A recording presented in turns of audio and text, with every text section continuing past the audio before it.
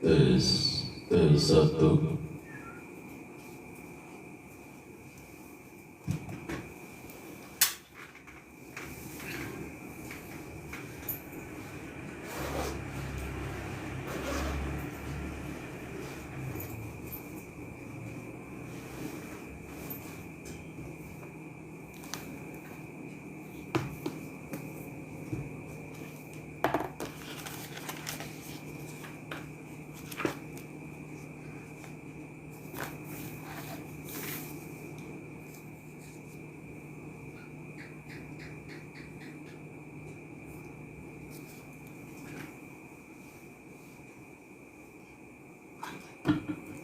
Siapa Yes itu? Yes sudah hadir ya. Yes siapa? Coki alumni 94. Coki siapa ini namanya? Yes Arif. Arif kelas ini siapa? Tahun berapa Coki itu?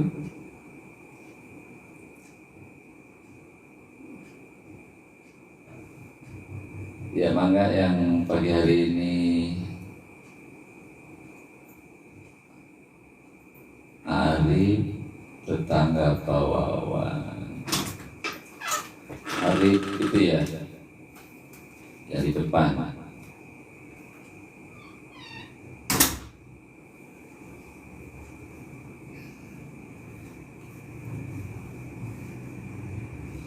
Andika IPA 2 2020 ya. 5 tahun yang lalu. Alhamdulillah bisa hadir.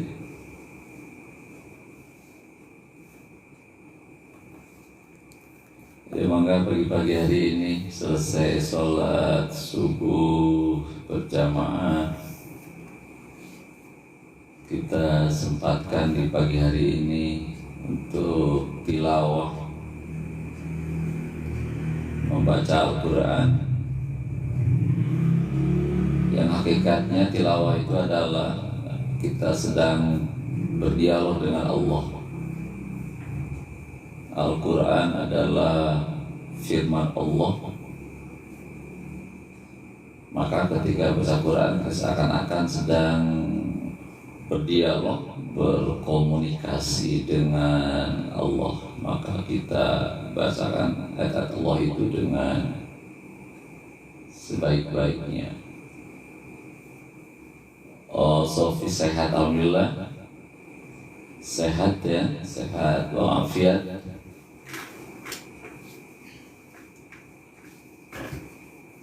Arif teh kuliah di mana kemarin teh Arif teh?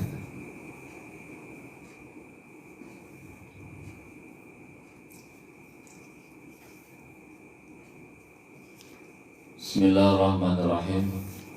Oh, udah kerja ya Arif, alhamdulillah udah kerja.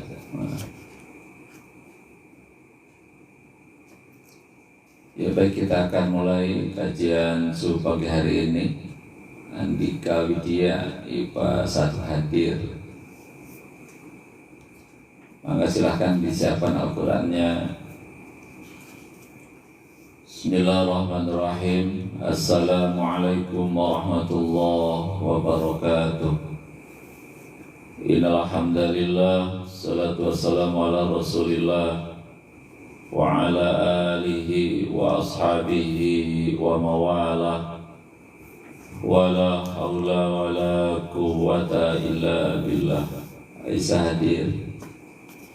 Rabbi shrah li sadri wa yassir li amri wa hlul 'uqdatam min lisani yafqahu qawli. Rabbi zidni ilman warzuqni fahma. Allahumma inna nas'aluka ilman nafi'a wa rizqan halalan thayyiban wa amalan mutaqabbala. Rabbi awzi'ni an ashkura ni'mataka allati an'amta alayya wa ala walidayya wa an amala salihan taradahu وادخلني برحمتك في عبادك الصالحين آمين يا الله يا رب العالمين. Alhamdulillah, kita senantiasa bersyukur kepada Allah Subhanahu wa Ta'ala karena sampai pagi hari ini Allah masih mencurahkan rahmat dan nikmatnya kepada kita sekalian. Yang paling utama adalah nikmat hidayah iman, hidayah Islam, nikmat kesehatan dan nikmat kesempatan. Sehingga pada pagi hari ini kita dapat bangun pagi, kita melaksanakan sholat subuh berjamaah, kita berzikir, berdoa kepada Allah, ya, memohon kehidupan yang Allah ridhoi, dan juga kita lanjut dengan kegiatan rutin setiap pagi, ya, agenda rutin setiap pagi, yaitu adalah membaca tadarus Al-Quran. Ya, berharap dengan murojaah tadarus terus membaca Al-Quran, kita akan semakin dekat dengan Allah Subhanahu wa Ta'ala. Dan kemudian di dalam hadis Rasulullah dikatakan khairukum man ta'allama al-Quran wa 'allamahu. Nah, sudah ya, kata Rasulullah, khairukum man ta'allama al-Quran wa 'allamahu. Sebaik-baiknya kamu adalah orang yang belajar Al-Quran dan mengajarkannya kepada orang lain. Seulangnya hadis Rasulullah, jadi sebaik-baiknya di antara kamu, di antara kita orang-orang mukmin, orang-orang muslim adalah orang yang belajar Al-Quran. Aminah hadir ya, ya sampai 30 menit ke depan. Sebaik-baiknya di antara kamu adalah orang yang belajar Al-Quran dan mengajarkannya kepada orang lain. Yang belum paham, ya, yang belum paham, belum maksimal di dalam membacanya, maka terus belajar, jangan berhenti belajar, terus belajar, membaca terus. Bagi yang sudah mempunyai kepahaman tentang Al-Quran, dia wajib untuk mengajarkannya kepada orang lain. Jadi pilihan cuma ada dua pilihannya, apakah dia belajar atau mengajar, itu pilihan kita, silahkan yang ambil yang mana. Kalau kita belum lancar, ya belum paham dengan Al-Quran, nah kita terus belajar, ya. Awalnya hadir ya, belajar Al-Quran, jangan pernah berhenti, setiap hari terus kita belajar membaca sampai betul-betul fasih. Fatwa, oh fatwa sudah hadir ya, terima kasih. Salam ke ibu ya, fatwa ya, salam ke ibu, ke ayahnya. Ya, alhamdulillah bisa hadir ya. Aurel sudah hadir. Ya, jadi sekali lagi jangan pernah berhenti untuk terus belajar Al-Quran sampai betul-betul fasih bacaannya dan sampai betul-betul faham maknanya gitu. Nah, orang-orang yang sudah punya kefahaman tentang Al-Quran, memahami ilmu tajwid ya tentang Al-Quran, maka dia punya kewajiban untuk mengajarkannya kepada orang lain. Insyaallah Al-Quran akan menjadi syafaat sahabat kita nanti di alam barzakh. Ketika kita sendirian menghadap Allah di alam barzakh, Al-Quran di taman sahabat di saat itu. Dan di hari akhirat, Quran akan memberikan syafaat kepada kita semua, penolong kita, ya gitu. Maka dari itu, dalam kondisi apapun kita sempatkan terus belajar Al-Quran. Apalagi di pagi hari ini, Ya, di pagi hari ini adalah waktu yang sangat tepat di saat udara masih segar, kondisi fisik masih kuat. Kita kondisikan untuk terus membaca Al-Quran. Baik, pada pagi hari ini, kemarin sudah sampai di surah Al-Fajr ya. Dari kajian pagi hari ini rutin setiap pagi kita sudah sampai ke Al-Quran surah Al-Fajr ayat yang ke 14 ya. Jadi kemarin tilawah kita telah sampai kepada Al-Quran surah Al-Buruj ayat 14. Nah, sebelum masuk ke Al-Buruj ayat 15 berikutnya, pada pagi hari ini kita akan sedikit membahas mana ayat, kandungan ayat di Al-Quran surah Asy-Syams ya. Jadi pagi hari ini sebelum melanjutkan tilawah kita, membaca kita ayat 15 surah Al-Fajr, kita akan membahas terlebih dahulu makna dari Al-Quran surah Asy-Syams ayat yang ke-7 sampai dengan ayat yang ke-10 ya. Kita akan baca ayat, kaji ayat ini. Resi sudah hadir ya? Resi alhamdulillah sudah hadir. Terus ya, 30 menit tidak lama kita akan coba kaji. Mudah-mudahan bisa bertahan ya. Ibnu alhamdulillah sudah hadir. Ya. Ya, kita buka ayatnya, silakan yang sudah bergabung. Ya, yang sudah bergabung pagi hari ini silakan dibuka Al-Qur'annya surah Asy-Syams. Ya, surah Asy-Syams. Surah yang ke 91.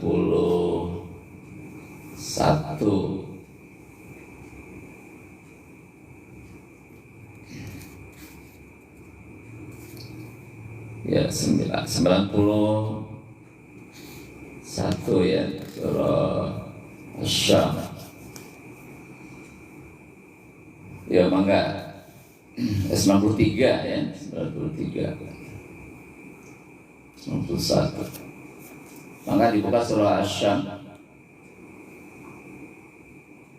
Surah Asy-Syamsu, Asy-Syams ayatnya ayat 7. Ya, mangga. Asy-Syams ayat 7 ya.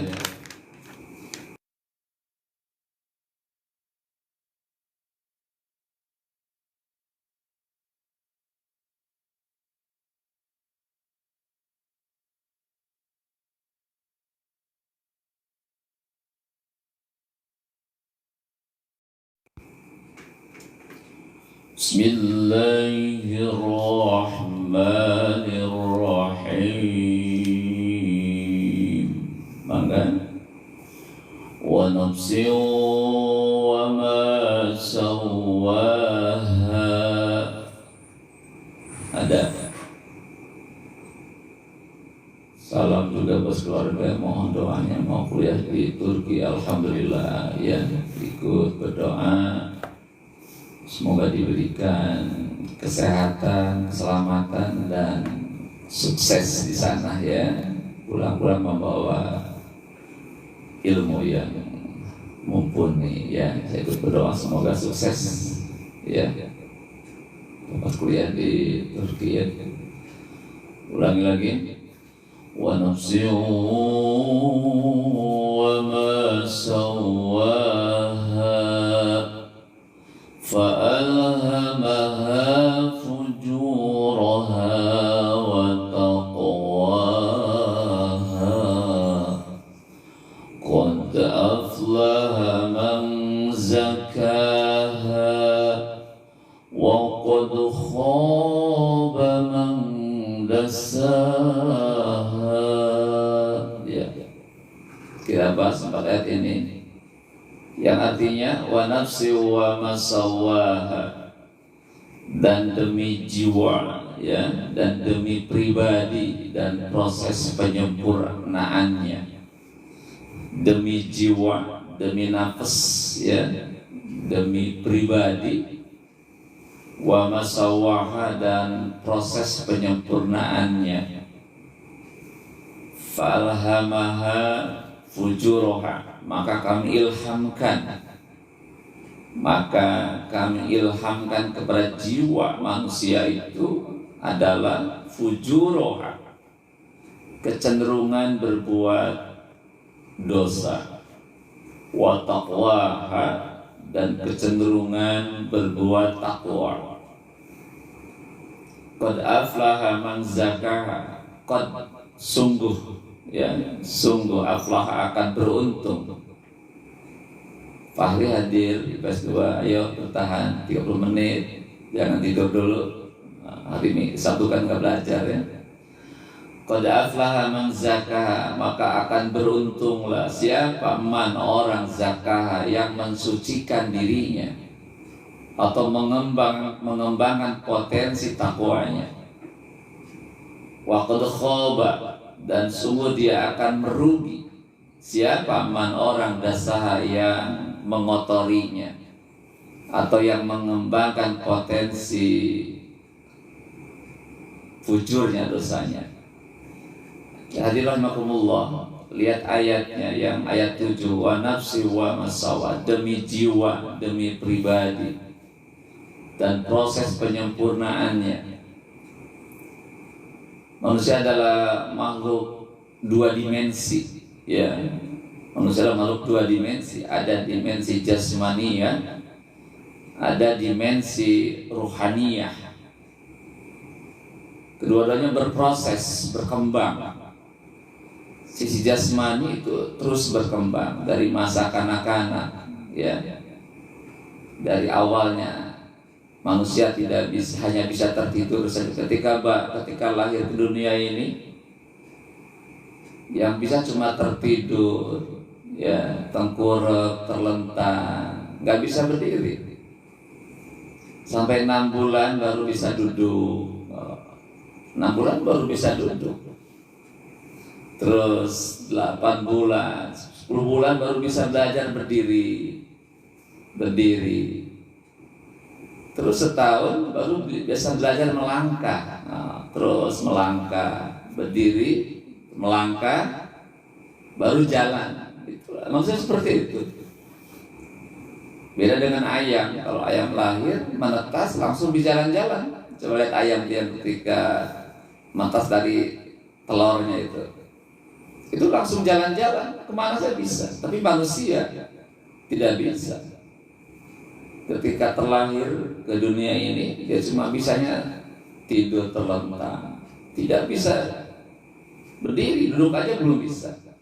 Itu berproses sampai pada usia 6 bulan baru dia belajar duduk, 8 bulan berdiri, ya, 10, 12 tahun belajar jalan, baru belajar yang agak. Nanti setelah 2 tahun bisa lari di situ.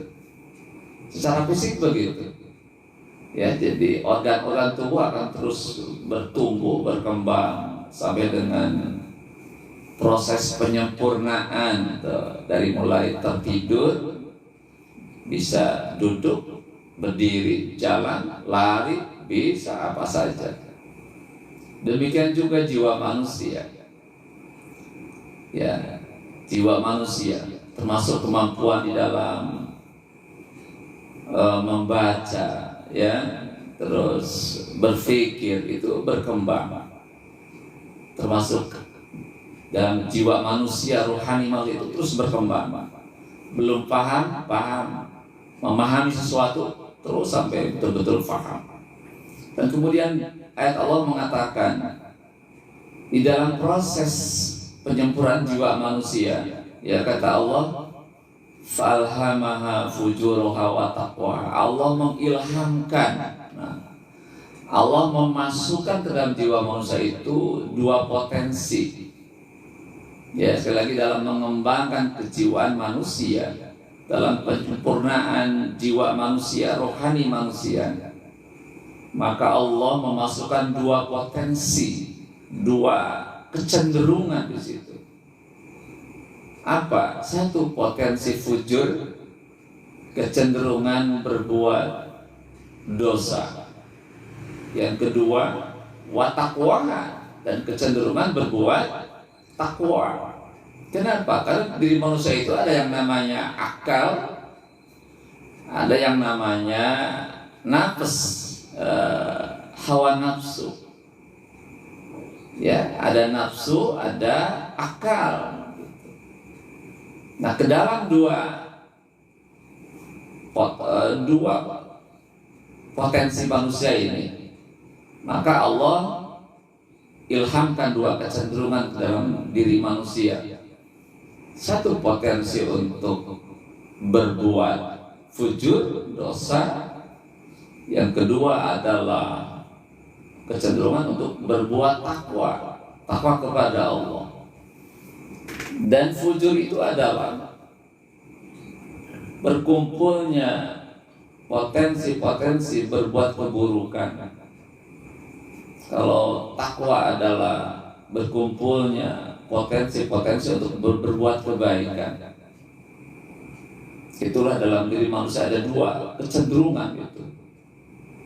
Maka dari itu kata Allah, qad aflaha man zakaha, maka beruntunglah orang-orang yang mensucikannya.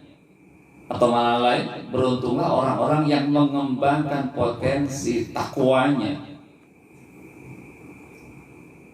Ulangi lagi bahwa kata Allah di ayat yang ke-9, Allah katakan qad aflaha, maka beruntunglah man, orang-orang zakah yang mengembangkan potensi takwanya.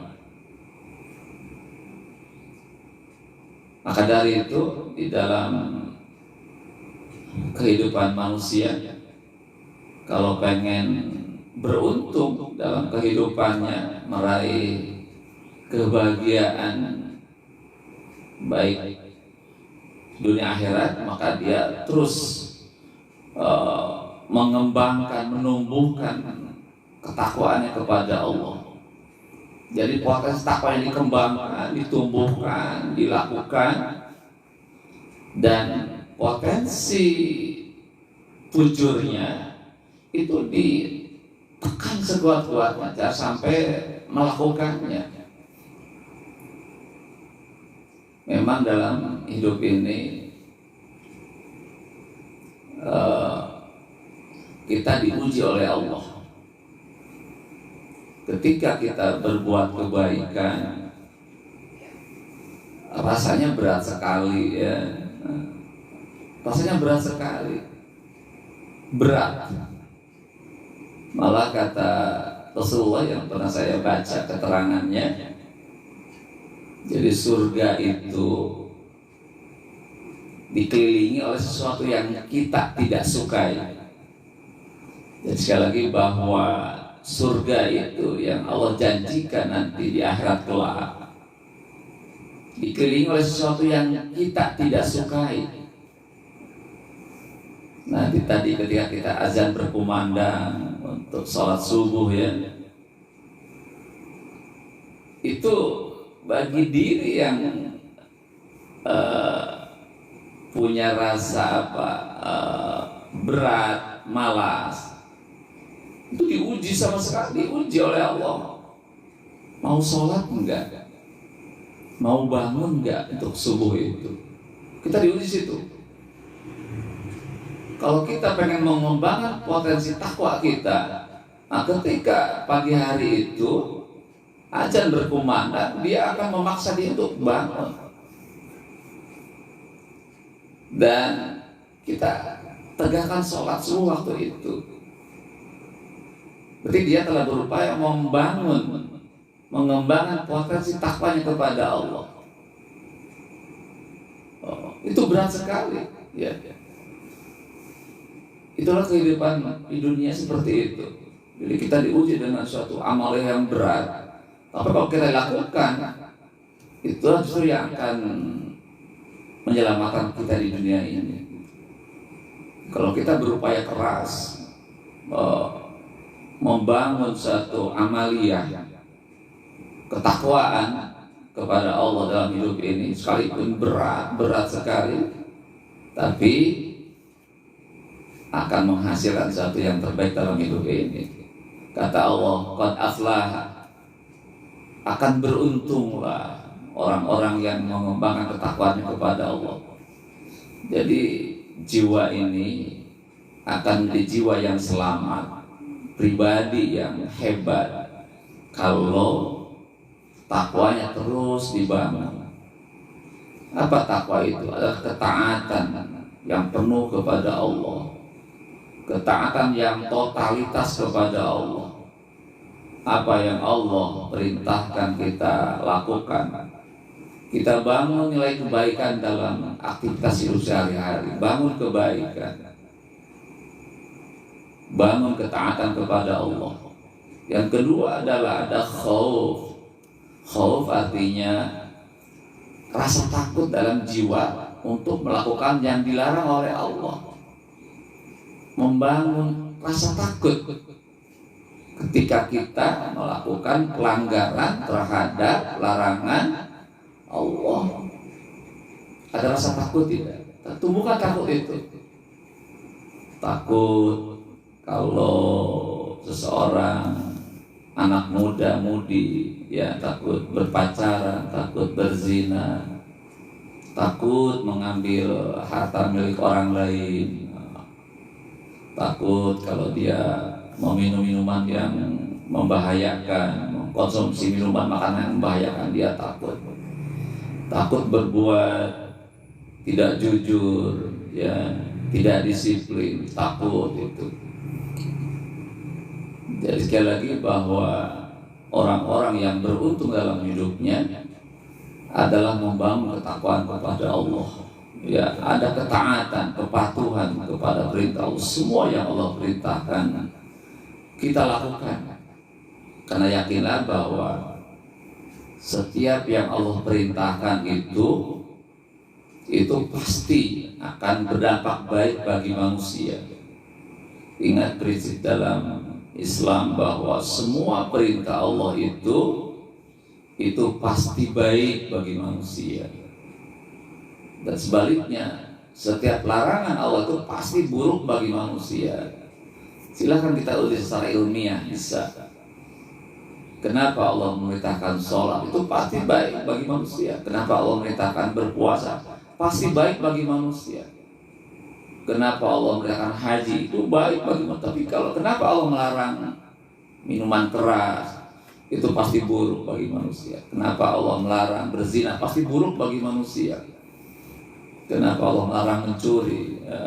Pasti buruk bagi manusia. Semua yang dilarang itu pasti buruk bagi manusia. Makanya dari itu, mari kita bersama-sama, kalau pengen jadi orang yang beruntung, selalu membangun ketaatan kepada Allah. Sekalipun berat sekali ya, sholat yang di awal waktu ya dengan penuh kekhusyuan gitu. Disiplin sholatnya 5 waktu datang lebih awal, atau ditambah dengan sholat sunnahnya ya gitu. Itulah hal yang membuat kita akan beruntung. Dan kata Allah, wa qad khaba man dasah, maka merugilah orang-orang yang mengotorinya, atau orang-orang yang mengembangkan potensi dosanya. Jadi kalau hidup ini disibukkan dengan berbuat dosa, ya, maka sungguh dia telah menghancurkan dirinya, merusak jiwanya. Ada mungkin antara orang-orang yang tiap hari ya, atau kan satu kondisi tertentu dia terjebak dalam perbuatan dosa. Mohon maaf, ada orang yang mencari nafkah dengan cara berzina, atau dia berjudi, ya sekarang lagi masih judi online ya, berjudi gitu. Ada juga yang mencuri, merampok, membegal. Ada juga yang mencari harta dengan cara korupsi. Sampai berapa? 300 triliun. Oh, itu. Disibukkan dengan seperti itu. Itu dia telah merusak jiwanya di situ. Dia disibukkan dengan dosa setiap hari. Padahal hidup ini hanya satu kali. Satu kali ini pun sangat singkat, sangat sebentar. Kata dunia itu kata dana artinya dekat, cepat. Jadi kata dunia dalam bahasa Arab artinya dekat, cepat. Kenapa cepat? Ya waktunya sangat sebentar. Sangat sebentar, paling 70 tahun 80 tahun, sangat sebentar dibandingkan waktu akhirat nanti seperdetiknya ya. Akhirat kan unlimited, tanpa batas, sangat tidak terhingga. Dunia itu sangat jelas limitnya, paling 70 tahun, sangat sebentar. Nah yang sebentar ini, dunia yang sebentar ini, yang cepat itu pergerakannya sangat menentukan hidup di akhirat nanti.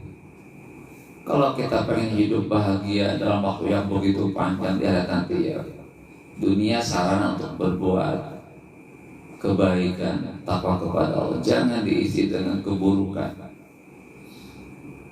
Kalaupun kita berbuat buruk, maka segeralah bertobat kepada Allah Subhanahu wa Ta'ala sebelum waktunya, limitnya habis. Ya, jadi sekali lagi bahwa dunia ini sangat menentukan kehidupan akhirat. Wal akhiratu khair wa abqa. Allah katakan akhirat itu adalah khair, lebih baik. Wal abqa, dan lebih kekal. Maka untuk meraih akhirat yang baik dan kekal itu, hidup dunia adalah hidup yang menentukan. Kita pengen selamat atau pengen menderita? Kalau pengen selamat, maka kembangkan potensi takwanya dan tekan potensi dosanya. Kalau pengen selamat. Tapi kalau pengen kita menderita, sengsara, nestapa di akhirat nanti yang waktu yang begitu panjang, maka kembangkan potensi dosanya dan tinggalkan potensi takwanya. Tapi kita ingat, kita adalah makhluk yang cerdas. Kita pasti memilih yang terbaik. Ya, apa itu? Kita pengen hidup yang selamat, bahagia di dunia maupun di akhirat. Jangan pengen sengsara menderita, apalagi di akhirat. Di dunia sengsara, ada yang nolong. Di dunia tidak punya makanan, minuman, tidak punya pakaian, ada yang menolong. Saudara kita, teman kita, tetangga, atau ketemu di jalan, orang ngasih makan, minum, uang. Itu dunia, ada yang menolong. Di akhirat nanti, siapa yang menolong kita? Tidak ada. Orang tua tidak bisa menolong. Sudah masing-masing. Sahabat, boro-boro sahabat, teman, udah sibuk mikiran dirinya sendiri. Jadi sahabat sehebat, sedekat apapun, teman sedekat apapun, daerah dia udah masing-masing, gak perlu dengan diri kita. Terus orang tua saja udah gak peduli nanti. Karena orang tua pun sibuk memikirkan dirinya sendiri di hadapan Allah gitu. Nah inilah sebuah motivasi bagi kita ayat ini ya. Jadi agar meraih hidup yang sukses dan bahagia itu, maka qad aflaha man zakka, kita kembangkan potensi ketakwaannya. Kita bangun ketakwaan kepada Allah dan kita tekan, tinggalkan fujurnya dosanya itu, ya. Nah, bagi orang-orang yang membangun ketakwaannya kepada Allah, maka janji Allah dikatakan dalam surah Ali Imran 133, Allah katakan u'iddat lil muttaqin, ya, wasari'u ila maghfirah wa jannatin 'arduha as-samawati wal ardh u'iddat lil muttaqin. Surga itu diperuntukkan bagi orang-orang yang bertakwa. Endingnya, akhirnya dari proses kehidupan manusia, kalau kita berupaya membangun ketakwaan kepada Allah, maka janji Allah pasti benar. Orang-orang yang bertakwa di akhirat nanti Allah berikan nikmat surga yang luar biasa, kenikmatan yang luar biasa yang hari ini tidak bisa digambarkan seperti apa kenikmatan itu. Ya pasti lebih dari apa yang kita gambarkan, dengan indahnya, dengan nikmatnya surganya Allah. Jadi motivasi bagi kita. Sekali lagi sebagai penutup kajian pagi hari ini, maka makna dari surah Asy-Syams ayat yang ke-7 sampai 10 adalah agar kita menjadi pribadi yang beruntung, ya, yang sukses dan bahagia. Maka mari kita tumbuhkan, kembangkan, kita bangun potensi ketakwaan kepada Allah, ya. Bangun ilmunya, tambahkan ilmunya, cari lingkungan yang baik yang mendukung ketakwaan itu. Pertama, kita dalami ilmu tentang takwa itu, pelajari ilmunya, kaji ilmunya. Yang kedua, cari lingkungan yang baik yang mendukung pengembangan takwa itu. Nah, kalau itu kita lakukan, maka insya Allah kita akan istiqomah, konsisten dalam membangun ketakwaan kepada Allah Subhanahu wa taala.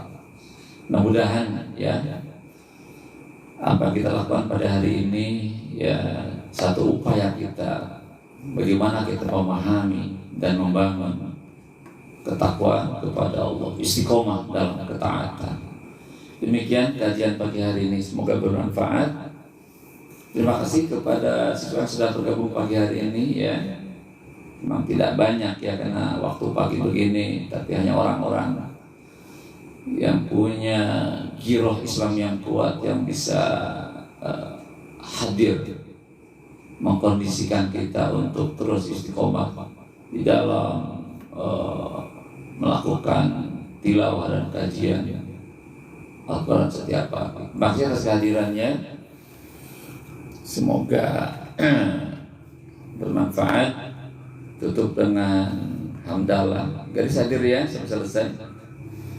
Tutup dengan hamdalah. Alhamdulillah rabbil alamin. Berdoa kepada Allah subhanaka Allahumma wa bihamdika asyhadu an la ilaha illa anta astaghfiruka wa atubu ilaik.